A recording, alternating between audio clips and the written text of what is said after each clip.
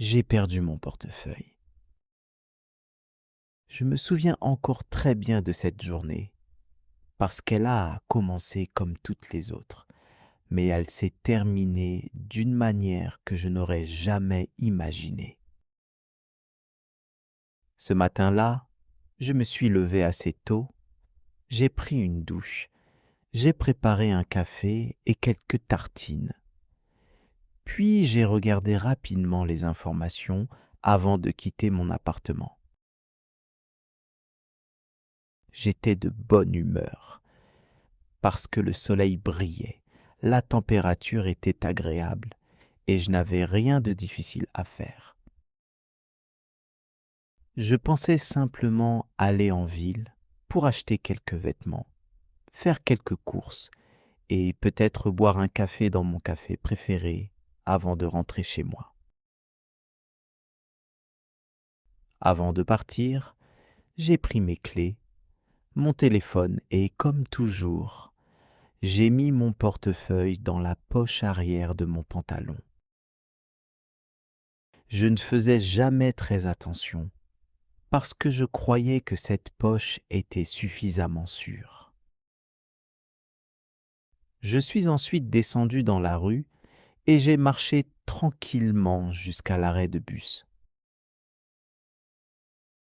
Pendant le trajet, j'écoutais de la musique avec mes écouteurs et je regardais les gens monter et descendre du bus. Certains se dirigeaient vers leur lieu de travail. D'autres achetaient ce dont ils avaient besoin dans les magasins. Et quelques touristes découvraient les bâtiments avec beaucoup de curiosité. Quand je suis arrivé au centre-ville, il y avait beaucoup de monde. Les magasins fonctionnaient déjà à plein rythme. Les terrasses accueillaient presque tous leurs clients et les rues regorgeaient de vie.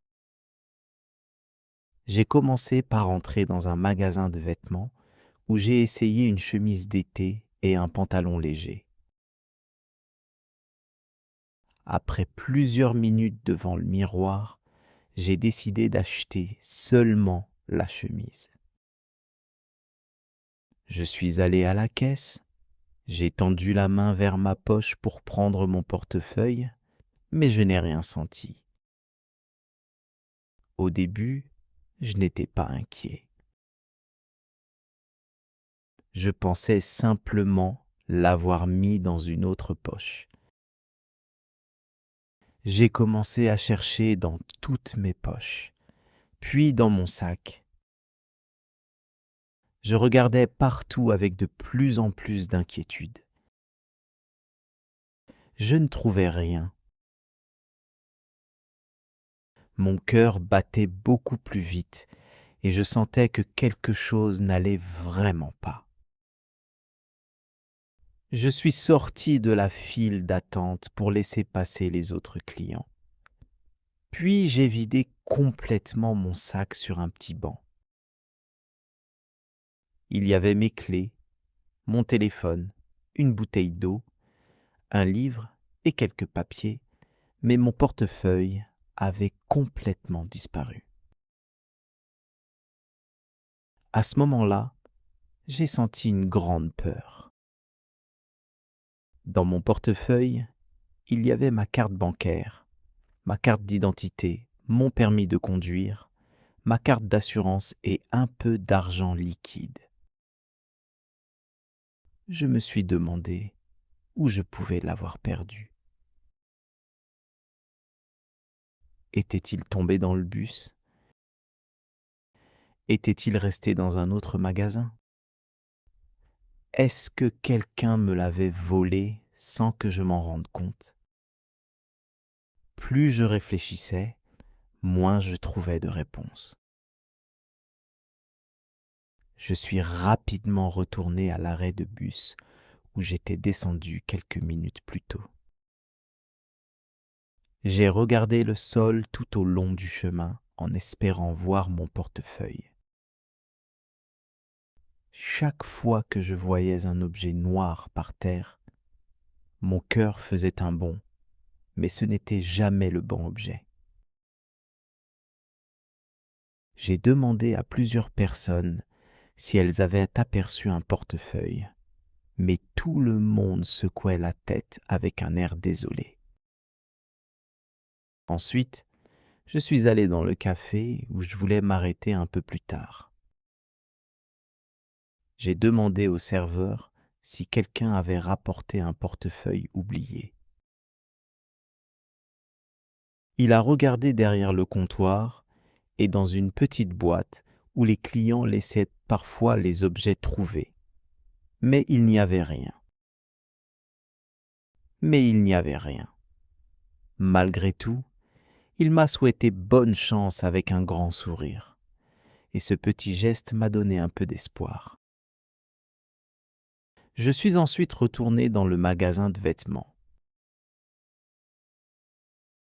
Une employée m'a accompagné jusqu'à la cabine d'essayage pour vérifier si j'avais oublié quelque chose.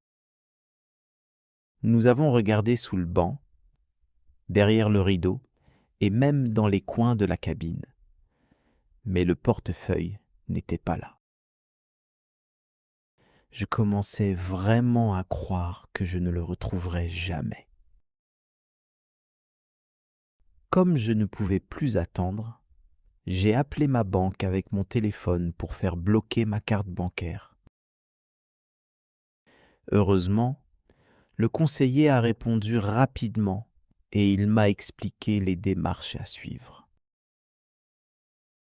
Même si j'étais encore stressé, je me sentais un peu plus rassuré après cet appel parce que personne ne pourrait utiliser ma carte. Je continuais à marcher lentement dans les rues en regardant partout autour de moi. Tout à coup, mon téléphone a sonné. Je ne connaissais pas le numéro qui s'affichait sur l'écran. J'ai hésité quelques secondes avant de répondre. Une voix calme m'a demandé si je m'appelais bien comme sur la carte d'identité qui se trouvait dans un portefeuille. J'ai immédiatement répondu oui, avec beaucoup d'émotion. L'homme m'a expliqué qu'il avait trouvé mon portefeuille sur un siège dans le bus. Il travaillait près du centre-ville et il avait vu mon numéro de téléphone sur une petite carte de fidélité d'un magasin où j'avais inscrit mes coordonnées. Il m'a proposé de me retrouver devant une boulangerie située à quelques rues de là. Je me suis dépêché d'aller au rendez-vous. Quand je suis arrivé, un homme d'une 50aine d'années m'attendait avec un sourire. Il m'a tendu mon portefeuille et je l'ai ouvert immédiatement. Toutes mes cartes étaient encore là, mon argent aussi. Rien ne manquait. J'étais tellement soulagé que je ne trouvais presque plus les mots pour le remercier. Je lui ai proposé de lui offrir un café ou un repas pour le remercier de son honnêteté. Mais il a refusé avec gentillesse. Il m'a simplement répondu qu'il espérait que quelqu'un ferait la même chose pour lui si un jour il perdait son portefeuille. Cette phrase est restée longtemps dans ma mémoire. En rentrant chez moi ce soir-là, je pensais à tout ce qui s'était passé pendant cette journée. J'avais eu très peur de perdre tous mes papiers et mon argent, mais cette expérience m'avait aussi montré qu'il existe encore des personnes très honnêtes et très généreuses. Depuis ce jour, je fais beaucoup plus attention à mes affaires. Je ne mets plus jamais mon portefeuille dans la poche arrière de mon pantalon. je le garde toujours dans une poche fermée ou dans un petit sac. Cette histoire m'a appris qu'un simple moment d'inattention peut créer beaucoup de problèmes, mais elle m'a aussi rappelé qu'un geste de gentillesse peut transformer une très mauvaise journée en une expérience que l'on n'oublie jamais.